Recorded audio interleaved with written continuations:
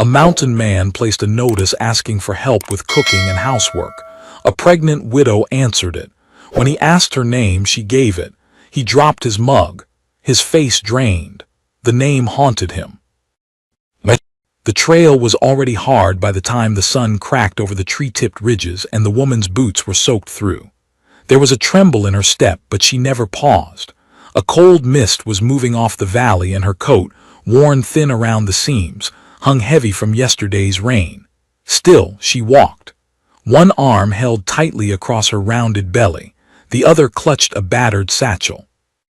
Miriam didn't look back at the town she'd left behind. It had taken everything in her not to turn around when the conductor gave her that sideways glance as she stepped off the coach. She knew how folks talked, especially when a woman was carrying and had no man beside her. But she had no room for shame anymore. Pride was something she'd buried in the same graveyard as her husband. Ahead, the mountain loomed like a stone wall against the gray sky. Somewhere up there was the cabin. The notice had been clear: help wanted, preferably a woman to cook, clean, and keep a quiet house. Room and board included. No questions asked. It sounded too simple. That's what made her heart race as she followed the overgrown trail with nothing but silence around her. That and the flutter in her womb every time her boots skidded on loose gravel. The baby inside her kicked again, gently this time. It always seemed to stir when she was afraid. A branch cracked to her left and she froze. The woods were full of noises: a fox, a deer, maybe a bear. But after a long moment, only the wind replied. She moved again. The cabin came into view just past a ridge, nestled between tall pines. It was larger than she expected. Logs stacked high, windows patched with worn but clean panes, smoke curling steady from a stone chimney. There was no fence. No dog barking to announce her presence, just an axe wedged deep into a stump and a wagon leaning crooked near the shed. She stepped forward and raised a hand to knock. But the door opened first.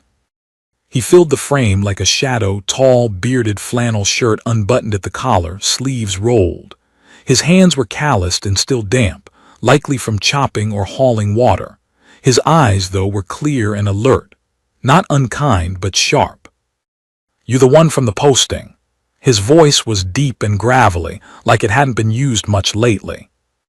"Yes," Miriam said, breath-catching. "I saw the flyer in town. Her voice faltered as she tried to straighten up. "My name's Miriam." He stared at her. For a moment, the only sound between them was the wind pushing through the trees. His jaw clenched. Then his eyes flicked downward, at the round swell of her belly, the scuffed boots, the satchel barely holding together. "You're pregnant," he said plainly. "Yes," she replied. He hesitated, then stepped aside. "Come in." Inside, the cabin smelled of cedar smoke and stew. It wasn't dirty, but it wasn't tidy either. Dishes sat rinsed but unstacked. There were traps near the door, and a rifle leaned against the hearth. She noticed the bed was made, tightly tucked, though there was only one. He offered her a chair and poured water into a tin cup from a kettle warming on the stove. "Long trip?" "Yes," she said, wrapping cold hands around the cup. "But I didn't expect easy." He nodded once. "You'll cook and clean. I work dawn till dusk. Won't be in your way much. There's a spare room off the back, not much bigger than a closet. It's yours." "Thank you." They sat in silence for a moment. Then, as he turned back to the pot simmering over the flames, she added, "What's your name?" He paused with the spoon halfway to his mouth. "Jonah." She waited for more, but that was all he gave. The next morning she was up before the rooster, though there was no rooster, just the sound of pine needles brushing against the walls. She rolled from the bed, wincing at the stiffness in her hips, and shuffled into the kitchen. There was flour, lard, a sack of oats, dried beans, and a slab of salted pork hanging near the rafters. She cooked and he ate, said nothing but left his plate clean. When he disappeared into the woods with his traps, she cleaned, swept, patched a tear in his coat she'd found by the fire. By nightfall she was too tired to eat much herself, but she kept doing it, day after day. The routine formed like a rhythm: wake, cook, clean, stitch, rest. He'd return with a catch or firewood, sometimes both. He never asked questions, never looked at her too long, but he always left his plate empty and returned the water bucket full. And then one night, just as the first real snow flurried across the sky, she dropped her needle mid-stitch and gasped. The baby had shifted, low and strong. She gripped the table and braced herself. Jonah, sitting nearby whittling, stood in an instant. "You all right?" "I think it's coming," she whispered. He set down the wood and stepped forward. "Now." She nodded. Panic rippled across his face for the first time. He moved fast after that, blankets boiled in water, a basin readied, towels stacked. She didn't ask how he knew what to do. Maybe he didn't. Maybe instinct took over, but his hands were steady. His voice stayed calm. It was a long night. And then just before sunrise, the cabin filled with a cry. A girl, tiny, squirming, wrapped in a flannel shirt. Jonah held her, breathless. "What's her name?" he asked softly. Miriam, pale and trembling, looked up at him and smiled through tears. "Grace." He stared at the child, and something in his face cracked. He knelt slowly and placed the baby in her arms, then stepped away like something burned him. She watched him retreat toward the fire, his back turned. She didn't press him. Not then. But 3 nights later, while snow dusted the windows and the wind howled through the trees, she heard him crying. Quiet, like he didn't want her to notice, but she did. And she remembered that first day, how he dropped the mug when she said her name. Miriam. He had known someone by that name once, she could tell. But what he hadn't told her, what still waited behind the silence, was why that name had broken him. And what it meant for the girl now lying in her arms. Jonah didn't speak much the next morning. He kept his head down as he chopped wood and hauled water, only glancing inside the cabin to check the fire or refill the kettle. Miriam didn't press him. Grace lay bundled in a quilt near the hearth, her tiny fists twitching in her sleep, her little face scrunching every now and then as if dreaming of something bright and far away. Miriam watched the mountain man move about his work with mechanical precision, but something had shifted. It was in the way he lingered by the door, the way his hand slowed when he passed Grace, the way he paused before setting the kettle down like he was wrestling with something unseen. There was grief in his silence, heavy and coiled, like a rope that had been wound too tight for too long. That night she tried to break it. "You've been kind," she said softly, as he stood near the window watching snow drift over the ridge. "You didn't have to be." He said nothing at first, then slowly, "Didn't seem right to let you birth her alone. But you've done more than that." She smiled faintly, rocking Grace in her arms. "You've made us feel safe." He looked at her for a long moment, then so low she almost didn't hear him. "No one made her safe." Miriam tilted her head. "Who?" He looked away, his jaw tightened. "Her name was Miriam too," he said finally. She was someone I should have protected, someone I failed." The silence that followed was not empty. It was thick with pain, with memory, with something so broken it barely had words left to describe it. "I'm not her," Miriam said gently. He nodded, but the truth sat between them like a ghost. The name had opened a wound, and the child had poured salt in it. Still the days passed. The snow grew deeper. Jonah taught Miriam how to stoke the fire properly, how to split kindling, how to patch gaps in the window seams. He brought her stronger boots from the shed, lined with rabbit fur. "They were hers," he said simply. "You'll need 'em." Miriam accepted them, without asking which her he meant. Sometimes at night, when Grace stirred and whimpered, Jonah would beat Miriam to her side. He'd rock the infant with surprising gentleness, his big hands careful not to startle her. Grace never cried for long when he held her. "You have children?" Miriam asked once cautiously. He stared into the fire. "I had a sister," he said. "She was all I had left after our parents died." Miriam waited. She was 16 when I went west to stake a claim, he continued.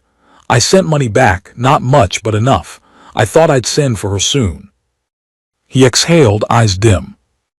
By the time I got a letter again, it was from a sheriff. Said she disappeared. No one looked too hard. She was poor, a girl, not worth much to most. Miriam's breath caught. What was her name? He hesitated. Miriam. She didn't speak. She couldn't. The quiet that followed was heavier than before. A kind of understanding passed between them. This cabin, this job, this coincidence. It was no accident. Somehow, the name had brought him full circle. And Grace, with her soft whimpers and clenched fists, was unearthing something he'd buried a long time ago. Weeks passed. The snow made it impossible to reach town. But Jonah had stored enough food, enough wood. They made do. Miriam recovered from the birth slowly, each day stronger than the last. Grace began to smile, a gummy, crooked grin that lit the room like a candle.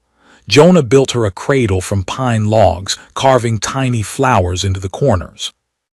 She likes you, Miriam whispered one evening, watching Grace's eyes follow him as he moved. She don't know me yet, he replied, but he didn't sound sure. Winter pressed on. The cold was cruel, but inside the cabin something began to thaw. Jonah laughed once, just once, when Grace sneezed and startled herself. Miriam smiled more. Her cheeks had color again. The three of them formed a rhythm, one so quiet and steady it might have gone unnoticed by anyone looking in from the outside. Then the knock came. It was late, well past dusk. Jonah had just set down his tools. Miriam was wrapping Grace in a fresh blanket when the knock echoed again, sharp and unfamiliar. Jonah moved fast. He grabbed the rifle from beside the door but didn't raise it, just held it low as he opened the door a crack. A man stood on the porch, wrapped in a wool coat, hat low over his brow, boots crusted with frost. His face was long and weathered, and his voice was too smooth. "Name S. Colton Price," he said. "Lookin' for a woman, pregnant, name's Miriam." Jonah didn't move. Why? Colton smirked. "She ran from Dakota Territory, thought she'd disappear, but she owes me, and I don't let debts walk off." Jonah opened the door a little wider, stepping into the threshold. "There's no woman like that here." "Oh," Colton cocked his head.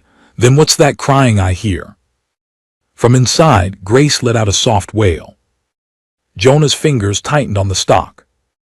Colton's eyes narrowed. "I got paperwork says she's mine, my wife before she skipped, that child too by law."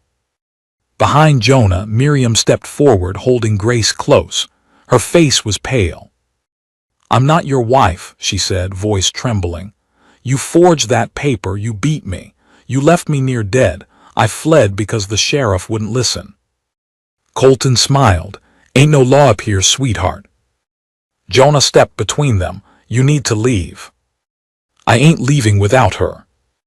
Jonah didn't raise the rifle. He didn't have to. The way he stood, the way his voice dropped low and steady, it was enough. Colton hesitated.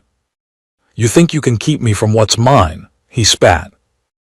"I think you got two options," Jonah said. "Walk away, or I bury you out back where the snow's soft." Colton glared at him. Then slowly he backed down the steps, boots crunching over the crusted snow. "Ain't the end of this," he said, voice laced with venom. "I'll be back." Jonah didn't speak. He waited until Colton disappeared down the path, then shut the door and bolted it. Miriam sank into the chair, shaking. "Why would he do this?" she whispered. "He never wanted us. He tried to," she broke off. Jonah knelt beside her. "Because you survived him," he said, "and men like that can't stand it." She looked into his eyes and for the first time since she'd arrived saw something fierce there. Not anger, not hate, but purpose. "I won't let him take you," he said. Miriam clutched Grace tighter. "He'll come back." Jonah nodded. "Then we'll be ready." Outside, the wind howled louder, as if warning them of the storm yet to come. But inside the cabin, the fire blazed brighter than it had in weeks. The fight wasn't over. Not yet. But neither of them would face it alone.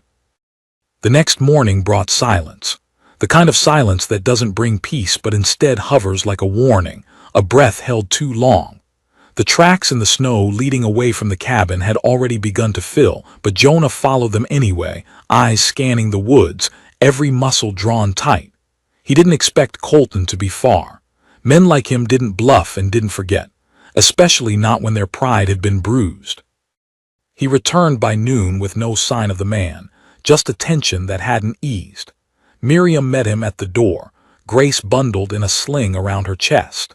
The baby had started to coo and smile, reaching for Jonah's beard whenever he got close enough. Sometimes she'd babble and mimic the shape of his mouth, and he'd watch her like she was a new language he was trying to learn. "We need to talk," Miriam said, not bothering with pleasantries. He nodded and set his rifle against the wall. She took a deep breath. "He'll be back. He doesn't stop until he's taken everything." Jonah sat slowly in the chair by the fire, leaning forward, hands clasped. "Then we end it," he said simply. Miriam shook her head, "Not with more blood. He nearly killed you." "I know." Her eyes were steady now. "And if I don't do something, he'll come after us again. He doesn't care about Grace. It's control he wants." Jonah watched her, then looked at the baby now asleep against her chest. He nodded once. "Then we get you safe, both of you." That night they began packing quietly. Jonah pulled out a small map, yellowed at the corners. There was a trail east that no one used anymore, a path through the pines and across a frozen creek that would lead to an abandoned telegraph station. "There's a man there," Jonah explained. "Old friend. If the wires still work, he can get a message to a marshal I trust. And if Colton finds us first." Jonah's jaw set. "He won't."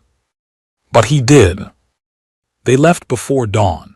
The air was biting, the sky still dark, with only the first hints of light bleeding through the trees. Jonah led the way, axe at his hip, rifle slung across his shoulder, every sense alert. Miriam followed close, Grace warm against her chest, wrapped in every blanket they could spare. They made it 2 miles before the first shot rang out.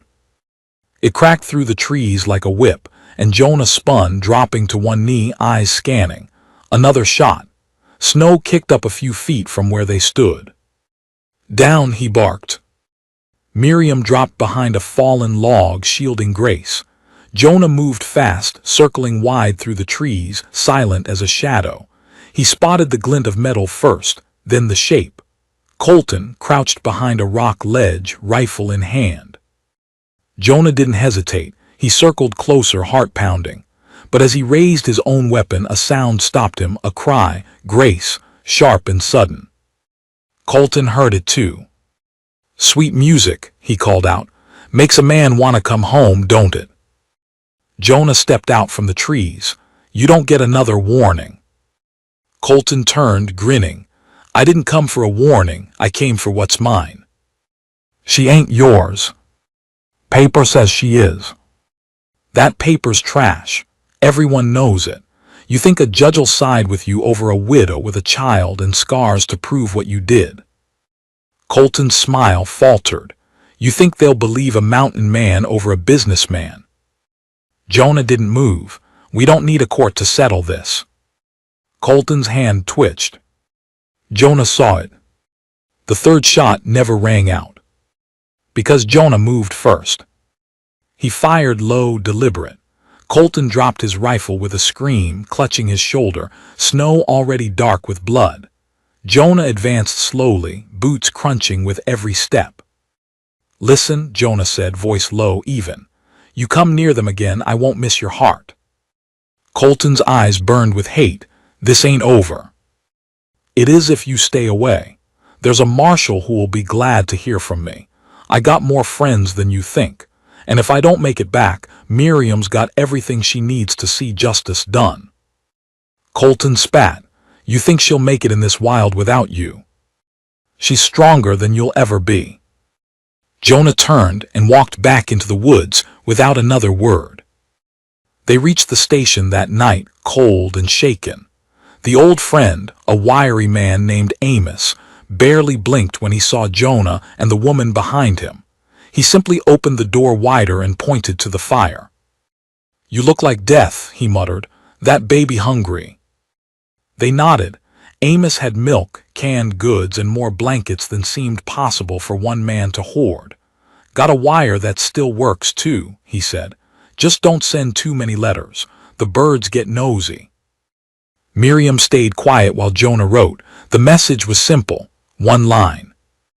"Need Marshal Rains. Urgent. Child and mother in danger. Jonah Baird." They waited. Days passed, each one quiet. Grace seemed unaware of the danger, cooing happily in her new quilt-lined crib. Jonah carved her a little wooden bird which she liked to gum between naps. Miriam sang lullabies again. Her voice came back to her slow, like a bird remembering its wings. On the fourth day, the wire sparked again. "Marshall en route. 2 days, hold fast." But Colton wasn't finished. That night, while Jonah stood guard outside, the fire behind him flickering low, a rustle came from the edge of the trees. He turned, rifle raised. A torch lit, then another. 5 men stepped into view, faces shadowed but weapons clear. "Got friends," Colton's voice called from the dark. "Paid better than you did, mountain man." Jonah's heart sank. He had enough rounds for a fight, but not 5. Inside, Miriam would have heard it. He didn't look back, just whispered, "Lord, give me the strength." Then a gunshot cracked from the trees, but it was Jonah's. It came from the far ridge. Another shot, then another. One of Colton's men dropped. Shouts rose. From the trees, 4 riders charged down the hill, Marshal Rains and 3 deputies, rifles blazing. The ambush crumbled like dry wood under a boot. In minutes, the attackers were disarmed, hands in the air. Colton tried to run but didn't get far. Rains himself rode him down, slammed him to the snow, and cuffed him hard enough to bruise. Jonah didn't move until it was over. Then he turned, heart racing, and ran inside. Miriam stood in the doorway, Grace in her arms. Her eyes were wide but dry. She'd heard it all. "We're safe," Jonah said. She nodded. Rains entered, glancing between them. "You all right, ma'am?" Miriam looked at Jonah, then at her daughter. "Yes," she said, "because of him." Rains nodded, gaze hard on Colton outside. "He'll never touch you again, you have my word." They took Colton that night, shackled and bloody. The deputies stayed behind for the evening just in case, but the storm had passed. And yet, a different kind of storm still lingered. Because now that the threat was gone, there was only the quiet. Only the question neither had dared ask. What now? Jonah stood outside the station at dawn, watching the mist rise over the hills. Miriam joined him, Grace asleep on her chest.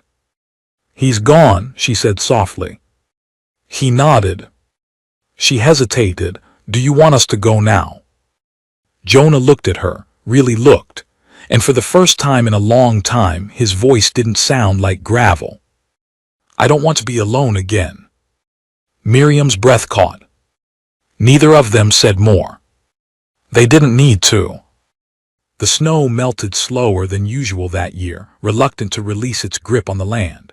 Winter clung to the pines like a dog to a bone, and the cold seeped through even the thickest walls. But something had changed within the little outpost, something warmer than fire and steadier than shelter. It wasn't spoken aloud, not in words, but it was felt in every small motion, every shared glance. The danger had passed, but the question still hovered. Were they meant to go their separate ways, or had the fire lit in desperation, found roots deeper than either had guessed? The day Marshal Rains left with his men, Miriam stood in the doorway, arms wrapped around herself, watching the horses disappear into the trees.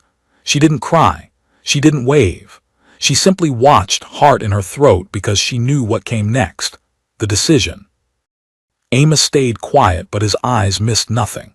He watched Jonah closely that afternoon, noting the way he chopped wood like he was working out more than just chores, and the way he hovered near the cabin even when he didn't need to. Grace had taken to sitting on his lap whenever she could, tugging on his beard, cooing in his ear like they'd known each other longer than they had. And Jonah let her. More than that, he cherished it. Later that evening, with the baby asleep and the fire crackling low, Miriam stepped outside and found Jonah leaning against the porch post, staring out at the dark. "I never said thank you," she said. "You don't have to." "I do, I need to." He glanced at her, brow furrowed, but said nothing. She stepped closer. "You didn't owe me anything. You could have turned us away, told us to fend for ourselves." Jonah looked down at his boots. "Could have, but I didn't." "I know," she said, "and I've been thinking about why." He finally met her eyes. "I know why I stayed," she said, voice soft, "but I don't know why you let me." Jonah inhaled deeply. "I guess I've been alone for a long time, long enough to forget what having someone around feels like." "You still want to be alone?" He didn't answer immediately. Instead, he looked at the stars, then back at her. "No," he said. She nodded, "Me neither." And that was all it took. No declarations, no promises, just truth laid bare in the cold mountain air. In the weeks that followed, life took on a new rhythm. They didn't speak of what they were, only what needed to be done. Jonah built a new crib for Grace, this one with carved edges and little birds etched into the corners. Miriam planted the early seeds in Amos's small garden plot, her hands calloused but determined. They cooked together, hunted together, and sometimes sat in silence with nothing but the fire between them and the sound of Grace babbling. But it wasn't peace, not completely. Something still sat between them, unspoken. Jonah had a box under his bed. Miriam found it by accident one day looking for blankets. It was filled with letters, some unopened, others read so many times the paper had gone soft. She didn't read them. She couldn't. But that night, when Jonah came in from hauling water, she asked, "Whose are they?" He didn't flinch. He set the bucket down and sat beside her. "My brother's and his wife." Miriam waited. "They died 2 winters ago. Fever took her first. He followed not long after. Some folks said it was heartbreak. I think it was guilt. He blamed himself, said he should have gotten her help sooner." "I'm sorry," Miriam whispered. Jonah nodded. "They had a boy, my nephew. He was 7. Her heart sank. "What happened to him?" Jonah swallowed hard. "He disappeared. I left him with neighbors while I buried my brother. When I came back, they said he'd wandered off. Been looking ever since." Miriam reached out, touched his hand. "You didn't fail him." He didn't speak for a long time. Then finally, "I wake up some nights thinking I hear him, laughing, calling my name, but it's always the wind." Miriam squeezed his hand. "He's still out there. You don't know that he's gone." "No," Jonah agreed, "but sometimes not knowing is worse." From that night on, something shifted between them. The air was thicker with unsaid feelings. They moved like people who'd been through war, not with each other, but side by side. Grace grew stronger by the day, her eyes following Jonah whenever he entered a room. She didn't cry when he picked her up anymore. She reached. Then one rainy evening, as Miriam was folding laundry, she dropped a small shirt, one of Grace's, and froze. Her hand went to her back, a sharp pain cutting through her side. Jonah saw her from across the room and rushed over, catching her before she could fall. "Miriam." "I'm fine," she lied, breath short. But he could see the pain in her face. He scooped her up gently, laid her on the bed, and called for Amos. The old man frowned, felt her pulse, and checked her stomach. "It's early still," he muttered. "Too early for birthing." "What is it?" Jonah demanded. "Could be a tear, could be strain. She's been pushing herself too hard. She needs to rest." Miriam gritted her teeth. "I can't just sit."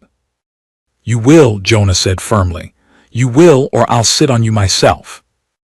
That earned a weak laugh, but she agreed. For the next few days, she stayed in bed and Jonah took over everything. Cooking, cleaning, even feeding Grace. And Miriam watched, something in her heart slowly breaking open. He wasn't just a man who saved them. He was becoming a father. And that terrified her. One night as he sat at the edge of the bed, bottle in hand, feeding Grace, Miriam spoke. "You'd make a good father." Jonah didn't look up. "I ain't sure I ever deserved that title." "But you want it."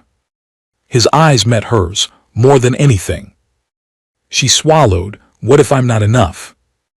"You are," he said instantly. "I'm scared." "So am I." They sat in that silence, watching Grace's tiny hands curl around Jonah's finger. Then he whispered, "But maybe we can be scared together." A week passed, then two. Spring crept in, timid and soft. The snow gave way to mud and buds, and the woods whispered of life again. Miriam's strength returned slowly. She moved more each day, her belly heavy with the child to come. Grace began to walk, wobbly steps that sent Jonah into nervous fits every time she let go of furniture. One afternoon, Jonah returned from checking the traps and found Miriam outside, standing at the edge of the woods. He approached quiet. "You all right?" She didn't answer, she just pointed. A small figure stood beyond the tree line, dirty, thin, holding something in his arms. Jonah stepped forward slowly. "Hello," he called. The boy didn't move. Then he took one step forward and whispered something. Jonah's heart stopped. His name. "Uncle Jonah." Miriam gasped. Jonah dropped to his knees. "No, it can't be." The boy ran to him, and Jonah caught him midair, wrapping him in arms that shook. "It's me," the boy cried. "I found you." Jonah held him tight, face buried in the boy's hair, tears falling fast. "I thought I lost you," he choked out. "I thought you were gone." "I followed the birds," the boy whispered. "They told me to keep walking." Miriam knelt beside them, tears in her eyes too. Grace toddled forward, watching curiously. Jonah looked at Miriam, then back at his nephew. "Your name," he said, voice shaking. "Say it again." The boy smiled, gap-toothed. "My name's Luke." And just like that, the last piece of Jonah's broken heart was restored. But as they turned back to the cabin, Jonah's arms full with the boy he thought he'd lost, a shadow passed over the treetops. Not all stories end when the family is whole. Sometimes it's just the calm before the next storm. The cabin pulsed with a kind of hush that hadn't been there before, as if the walls themselves knew they were now holding something sacred, something mended, yet fragile. Luke's return did not bring a raucous celebration, but something deeper, reverence. The kind of quiet joy that settles in your bones and doesn't need song or clamor to declare its presence. Jonah hadn't let the boy out of his sight since he'd come out of the trees, arms full of a ragged old blanket and a little tin box clutched to his chest. No one asked how he survived. Not yet. Not when the truth might splinter the miracle with something colder than what they were willing to face. Amos didn't press either. He watched the boy with cautious eyes, moving slower around him, measuring the way he clung to Jonah and how quickly he shrank from sudden movement or loud sounds. Grace, however, had no such reservations. She followed him like a shadow, tugging at his sleeve, offering him small treasures like pinecones and pebbles with a wide smile and trusting gaze. And slowly Luke began to accept them, began to let her in. Miriam watched it unfold with a heart that ached. She saw the weight Jonah carried now, the joy twisted with guilt, the protectiveness hard as granite, and the weariness of a man who hadn't dared hope in so long. She wanted to reach out, say something to lighten the burden, but her own body was reminding her each day that life was coming, fast and without pause. Her pregnancy had advanced further than she'd been ready to admit. Though her due date was still weeks away, her body had started showing signs that it wouldn't wait that long. The pains came at night, low and deep, and she didn't tell Jonah. Not yet. Not when Luke had only just returned. Not when the house had finally settled into something close to peace. But peace has a way of drawing the storm. 3 days after Luke's return, they heard the horse hooves. Distant at first, just a shiver in the earth, but Amos stiffened as he felt them. He was outside skinning a rabbit when the vibration rolled under his boots, and by the time Jonah stepped out to ask him something, the old man's eyes were already narrowed on the horizon. "Riders," Amos said simply. Jonah tensed. "You sure?" "Too many for mail, too slow for hunters. Somebody's coming with purpose." Jonah didn't hesitate. He handed Grace off to Miriam and told Luke to stay inside. Then he saddled his rifle and loaded shells into his belt one by one, eyes like flint. Miriam stood in the doorway. "You think it's the men from the saloon?" "Could be," Jonah said, tying off his holster. "Could be someone worse." She didn't ask what he meant. She didn't need to. The riders appeared near dusk, 6 of them, dressed not in black like the ones before, but in worn coats and dust-covered hats, eyes half hidden and expressions unreadable. They stopped 100 yards from the cabin, dismounted, and one of them raised his hand. "Name's Harlan Rusk," he called out, voice carrying low and gravel-thick. "I ain't here to start nothing. I'm looking for my nephew." Jonah froze. Miriam stepped closer, whispering, "Your brother's wife was her family from Rusk's territory." He nodded slowly. "They didn't approve of the marriage, disowned her. Far as I knew, they'd never even met Luke." "Well," Amos muttered from behind him, "looks like they changed their mind." Jonah stepped forward, gun slung but not drawn. "What do you want with the boy?" Rusk took off his hat. His face was scarred, weathered, and held a kind of sadness Jonah recognized immediately. "Didn't know he was alive," Rusk said. "Not until a rider passed through Iron Rock and said a boy was found wanderin' the pass, mutterin' about birds and an Uncle Jonah." He paused. "Had my sister's eyes, that boy. I rode hard just to see if it was true." Jonah hesitated, then motioned for the man to stay put. He turned and called over his shoulder, "Luke, come here, son." The door creaked open. Luke appeared, hand in Miriam's, eyes wide. He stepped forward slowly, unsure. Rusk's expression cracked. "Lord above, it's really you."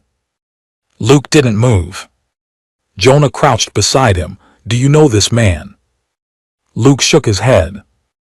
Rusk's voice faltered. "I'm your kin, boy, your mama's brother." Luke's grip on Jonah's sleeve tightened. "I want to stay here." Jonah stood, chest swelling with the conflict he hadn't expected so soon. "He's been through a lot," he said. "This ain't the time to pull him into more confusion." Rusk nodded. "I ain't here to take him, Jonah. Not if you don't want to go. I just wanted to see him, know he's all right." Jonah studied him. "Then come in, eat, warm yourself. Let the boy decide in time." The tension dropped, just enough for them all to breathe. That night, Harlan sat by the fire, telling Luke stories of his mother when she was young, how she used to sneak sugar cubes from the storehouse and let her pony sleep inside the kitchen when no one was looking. Luke laughed, eyes sparkling in a way that made Miriam ache with gratitude and sorrow at once. Jonah sat on the edge of the room, watching, never far from the rifle. Later that night, when the guests had gone to sleep in the barn and the fire had burned low, Miriam clutched her stomach with a sharp cry. Jonah was at her side in seconds. "What is it?" She couldn't answer. The pain came again, stronger. Amos appeared in the doorway, already pulling on his coat. "It's time." "No," Miriam gasped. "It's early." "Early or not," Amos said, his voice steel, "that child's coming now." Jonah looked stricken. "What do I do?" "Boil water, blankets, stay close." The hours that followed were chaos and pain, sweat and prayer. Miriam cried out, teeth clenched, hands gripping Jonah's like a lifeline. He held her, whispered to her, wiped her brow, whispered every promise he could think of. Grace cried in the corner until Luke picked her up and held her close, rocking her gently. Amos worked with the precision of a man who had seen more births than battles, but even he looked troubled as the hours dragged on. The baby wasn't turning right. Miriam was weakening. The firelight flickered low, casting shadows like ghosts along the walls. Finally, with a cry that tore through the mountain silence, the baby came. A girl. Small, too small. She didn't cry at first. Jonah's heart stopped. But then a gasp, a wail, a furious little sound that shattered the silence. He sobbed, cradling Miriam, who lay limp but breathing. Amos handed him the child, wrapped in flannel, eyes shut tight but pink and alive. She's here, Jonah whispered. She's really here. Miriam stirred, cracked a weak smile. Let me see her. He placed the baby in her arms, and the look on her face, exhausted, tear-streaked but radiant, was something Jonah would remember till his last breath. What will we name her? He asked. Miriam didn't hesitate. Hope. Outside, the snow began to fall again. Soft, gentle flakes that whispered against the roof like a lullaby. And inside that cabin, with one baby sleeping, another finally breathing, and a family pieced together by pain and grace, Jonah finally understood what it meant to not be alone. But dawn would bring another knock at the door, another face from the past, another truth. And this one would be hers. The morning light had barely pushed its way through the narrow windows when a firm knock landed on the door, not with the wild desperation of the night Jonah brought Luke home, nor the distant civility Harlan Rusk carried with him. This knock was different, steady, heavy, intentional, like whoever stood on the other side wasn't waiting to be invited in, but rather giving the cabin a chance to prepare for whatever wait came next. Inside, the cabin was quiet, almost reverently so. The newborn Hope slept curled against Miriam's chest, her tiny breaths barely noticeable except for the rise and fall of the blanket wrapped around her. Jonah hadn't slept. He hadn't even closed his eyes. He sat in the rocker beside the bed, gun laid across his lap, every sense awake and taut. He didn't yet understand what they had survived last night. He only knew it had changed something in him, reshaped him in a way he hadn't expected, softened the hard lines he'd thought were permanent. But that knock, that was the sound of something unfinished. He stood carefully, brushing a kiss against Miriam's forehead. She didn't wake, just exhaled softly and curled tighter around the baby. Grace stirred at the noise, rubbing her eyes, and Luke, already up and fully dressed, silently reached for her hand. The boy hadn't spoken much since the birth. He'd watched it with a quiet awe and afterwards sat with his chin resting on his knees in the corner, eyes filled with something older than his years. Jonah stepped toward the door, glancing once at Amos, who had taken the old rocking chair nearest the fireplace. The old man met his look with a slight nod and a reach for the knife at his belt. Jonah opened the door. A woman stood there. She wasn't young, but neither was she old. Her eyes were sharp as flint and ringed with lines that told of long roads traveled and harder truths weathered. She wore a dark blue riding coat cinched at the waist, a pistol on her hip, and gloves too thin for the cold but still buttoned all the way up. Her boots were scuffed, and her cheeks red from the wind. But it wasn't the clothes or the way she stood that made Jonah's gut tighten, it was her eyes. They flicked past him into the room, and then landed on him with a steadiness that made the back of his neck go stiff. "I'm looking for Miriam Dorsey," she said. Jonah didn't move. "Why?" "I believe she has something that belongs to me." Jonah's hand slid toward the doorframe, where his rifle leaned. The woman raised her palms slowly. "Easy. I'm not here to cause harm, but if she's the woman I think she is, then we have unfinished business." Amos stood now too, stepping into view. "You want to explain what kind of business you're talking about, ma'am?" The woman gave a small, unreadable smile. "I suppose that depends on whether she tells the truth." From behind, a weak voice cut through the tension. "Let her in." Jonah turned. Miriam stood in the hallway, one hand on the wall for balance, the baby still in her arms. Her face was pale, but her voice was steady. "She won't hurt anyone." Jonah stepped aside reluctantly. The woman entered slowly, looking at the baby first, then at the others. She took off her gloves and tucked them into her belt. Her hands were calloused, fingers long, nails clean. "You named her Hope," the woman said softly, then looked back at Miriam. "Fitting." Miriam nodded. "She nearly died last night, but she didn't." The woman's face twitched. "Neither did you." Amos stepped between them. "Who are you?" The woman looked at Jonah, then at Miriam again. "Tell them." Miriam closed her eyes. "Her name is Karen. She was married to my husband." The room froze. Not even the fire popped. Amos muttered under his breath and sat down hard. Jonah, stunned, felt the bottom fall out of everything. "What?" he finally managed. Miriam looked at him, guilt streaking her face. "It wasn't what you think. I didn't know about her until after. He married her years before me. Back east. I never saw a certificate, never heard her name until she found me." Karen crossed her arms. "He told me she was dead." "And he told me you were." Jonah stared at them both. "You're saying the man you married was married to both of you?" Miriam nodded. Karen added, "And to a third if my guess is right." Jonah leaned against the table. His breath felt short. "So that makes the baby." "Mine," Miriam whispered, "but raised under a lie. I didn't know who he was, not really. Not until after Luke was born and the letters started arriving." Karen's jaw tensed. "You know what he was, Jonah?" "I know he was no good," Jonah said. "No, worse. He was a smuggler. Ran a ring that trafficked people through mining towns out west. Said he had worked for them, took their money, left them to die in the cliffs." Luke, listening silently, pressed closer to Grace. "He used each of us," Karen continued, voice shaking. "Left me in Kentucky pregnant and alone, took everything, disappeared. I tracked him as far as Missouri before I found out about Miriam. Then I stopped. Thought maybe she'd made him honest.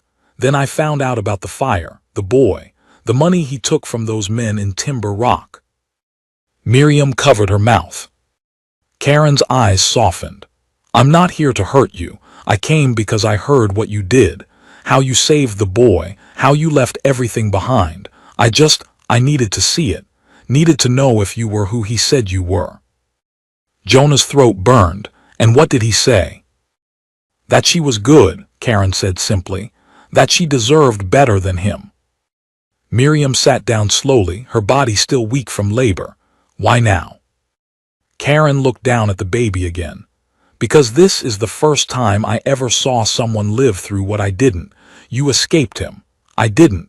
I wanted to see the woman who survived." Jonah knelt beside Miriam. "And now?" "I go," Karen said, "but not before I give you this." She reached into her coat and pulled out a small leather satchel.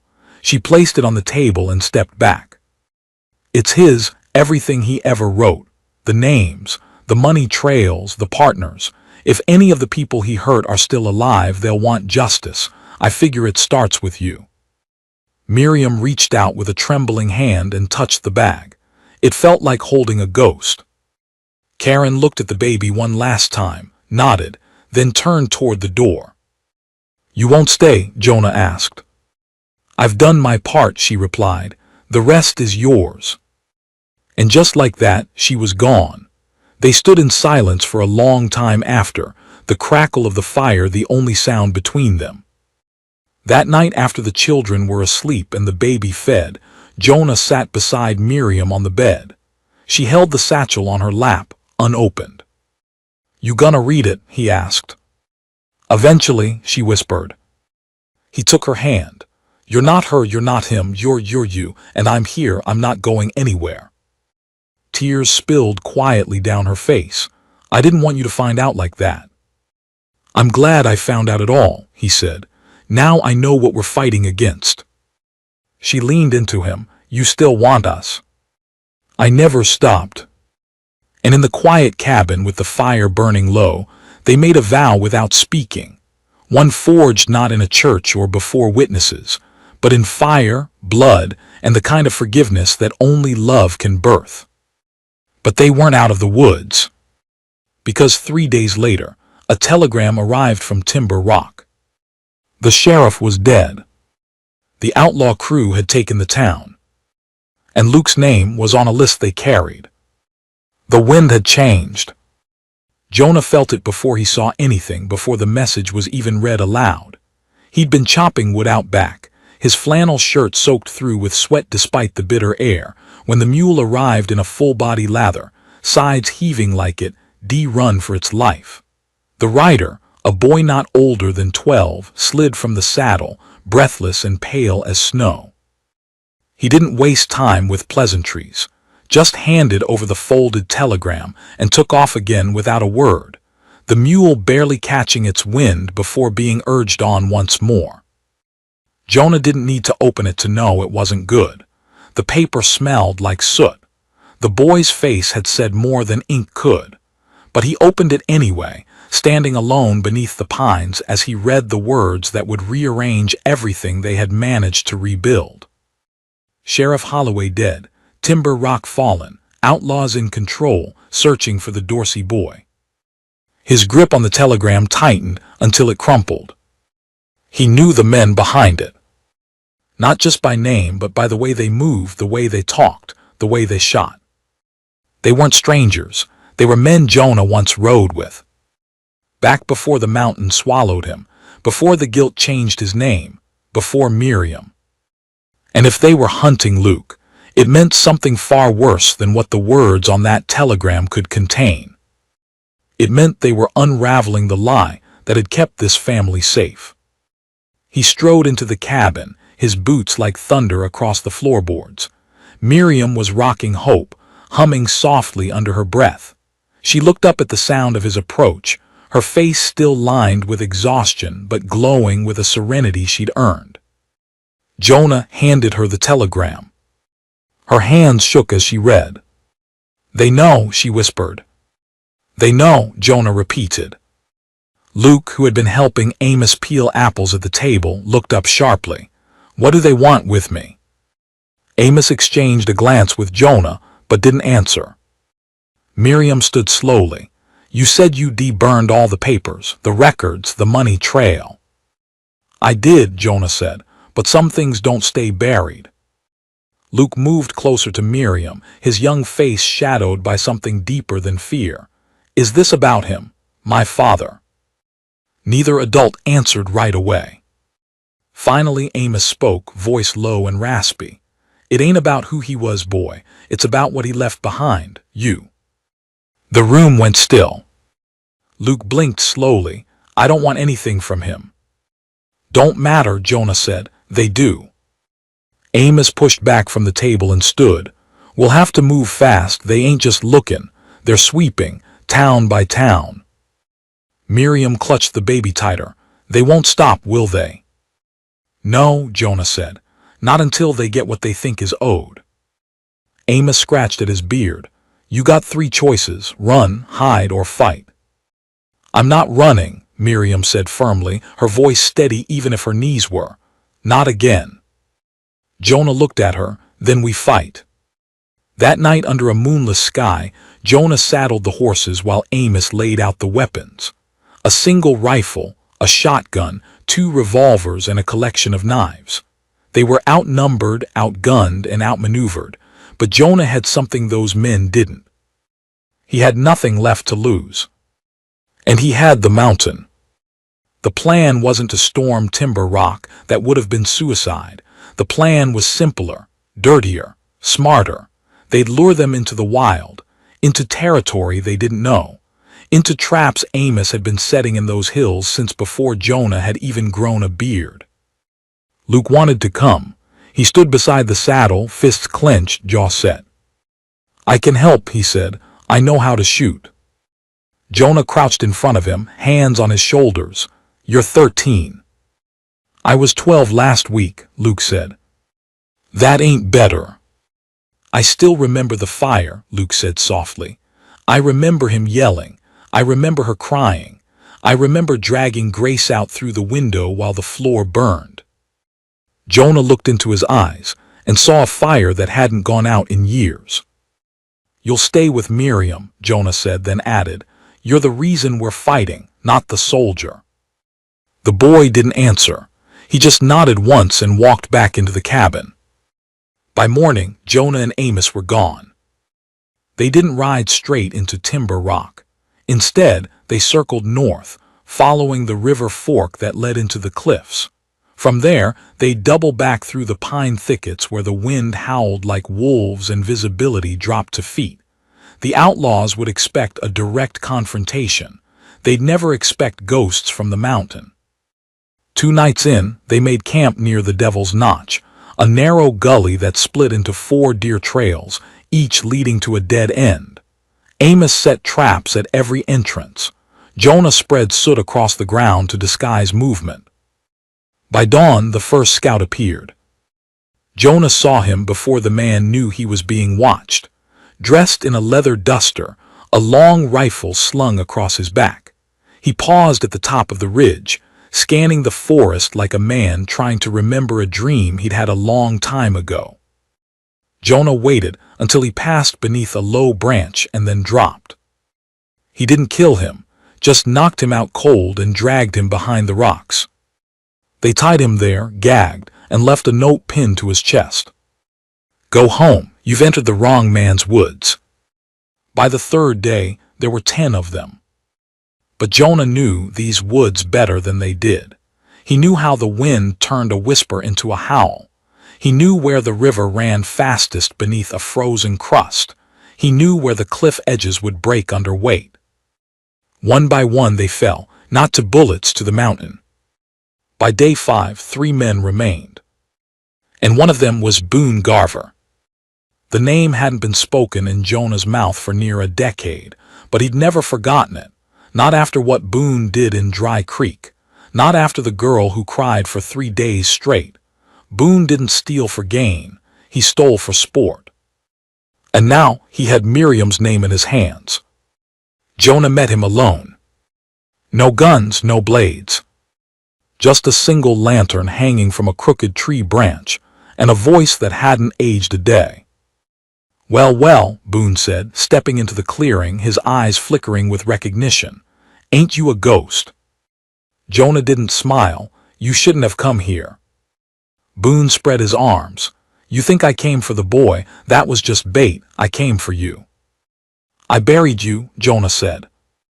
You tried, Boone grinned, but you always did underestimate me. Jonah stepped forward. You remember the girl in Dry Creek? Boone's eyes hardened. She was a liar. She was 13. She was in my way. Jonah didn't say another word. He lunged. The fight wasn't pretty. It wasn't choreographed. It was raw, brutal. 2 men who once rode under the same sky, now dragging each other through dirt and ice, breaking bones and spitting blood. Boone fought like a cornered animal. Jonah fought like a man with a family. When it ended, Jonah stood bleeding from his side, gasping for breath, his boot pressed against Boone's neck. You'll never find the boy, Jonah said. Boone gurgled something incoherent. You'll never touch her again. And with a final shove, Jonah stepped back. Boone's body slid into the ravine, vanishing into darkness. When Jonah returned to the cabin 3 days later, Miriam was waiting on the porch, Hope in her arms, Luke and Grace asleep beside her. She ran to him.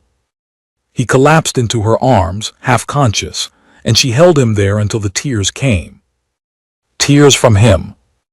The next day, Amos buried the satchel of papers beneath the oak tree, beside the first sprigs of spring wildflowers. A silent grave for a past that wouldn't return. Luke sat by the fire with Grace, holding her hand, telling her the story of the first time he ever saw snow fall from the mountain. And Jonah, stitched and bruised, held Hope against his chest and whispered promises no one else could hear. They had survived again. But the mountain wasn't done. Because someone else had read that telegram too. and he was on his way. He startled awake, rubbing at his face. "I told you I'd come. I thought I dreamed you." "You didn't," he said. "You don't get to leave yet, not till I tell you something." Her eyes met his, soft but tired. "What?" He reached into his pocket and pulled out a folded letter. "Doctor had it waiting," he said, "at the post station, said it came with no return address." Miriam frowned as she opened it. Her eyes scanned the lines, then scanned them again. She didn't speak for a long while. "Who?" Jonah asked gently. She looked up at him. "My sister." Jonah's brow furrowed. "You never said you had one." "I didn't know if she was still alive." "What's it say?" Miriam read aloud, her voice thin but steady. "If you're reading this, then the winds finally carried you my way. I've waited years, Miri. I never stopped looking. I'm in cold birch now. Come, if you're safe, come." Jonah watched her as she folded the letter. "What do you want to do?" he asked. Miriam's eyes flicked to her children, then to him. Then she said something he didn't expect. "Are you coming with me?" He blinked. "You want me to?" "I don't want to do this life without you," she said softly. "Not anymore." Jonah felt something shift in his chest, like a door he'd kept locked for too long had just creaked open. He nodded. "Then I'll pack the wagon." The next few weeks were a blur of motion. The doctor stayed long enough to see everyone stable, then accepted Amos's mule and a month's worth of dried meat as payment. Before he left, he handed Jonah a small tin box. "For the road," he said, "and for hope." Miriam began gathering what few belongings they had. Luke helped Grace pack her doll, while Hope gurgled in her cradle, healthier now than she'd ever been. Amos, after some persuasion, agreed to come with them. "I've lived in these woods long enough," he said. "Time to see what the world looks like down the other side." They left just as spring tipped into summer. The garden was left behind, as was the trapline, the porch swing, the grave marker behind the house carved with nothing but the initials BG. They traveled for weeks. Through valley and plain. Through townships and railways. Until finally one morning they crested a hill and saw cold birch stretched below them. A small town wrapped in fences and flower beds, with church bells echoing in the distance. And at the edge of town stood a woman in a yellow dress, waving with both hands, tears already in her eyes. Miriam clutched Jonah's hand. "She waited," she whispered. "Some people always do," Jonah said. They rode the rest of the way in silence. But in Miriam's heart, something unspoken finally settled. She had come to the mountain with nothing. Now she left it with everything. A new life. A family that had chosen each other through fire and sickness. And a man who had once buried his name, now ready to say it aloud again. When the wagon reached the gate, the woman in yellow stepped forward. And Miriam finally let go of the last of her fear. Because she knew she was home. And this time she wasn't alone.